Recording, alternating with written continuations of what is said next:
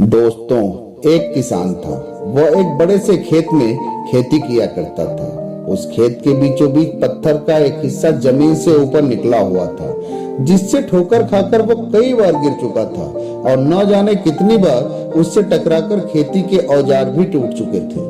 रोजाना की तरह आज भी वो अपने खेत पे पहुंचा, पर जो सालों से होता आ रहा था वही हुआ। एक बार फिर किसान का हल पत्थर से टकराकर टूट गया। किसान बहुत क्रोधित हो उठा। उसने मन ही मन सोचा, आज जो भी हो जाए वह इस चट्टान को जमीन से बाहर निकालकर इस खेत से बाहर फेंक देगा।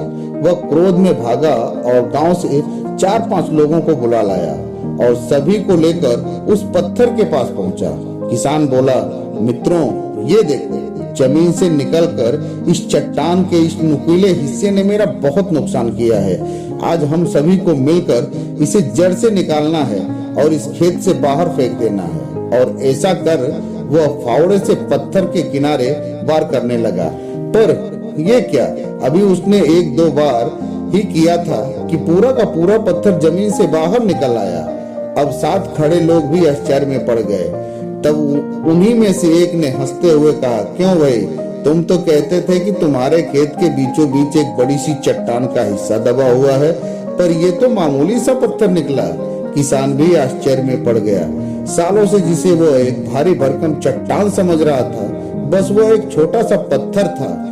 उसे अब पछतावा होने लगा कि काश उसने इसे पहले ही निकालने का प्रयास किया होता तो इतना नुकसान नहीं उठाना पड़ता और ना ही दोस्तों के सामने उसका मजाक बनता।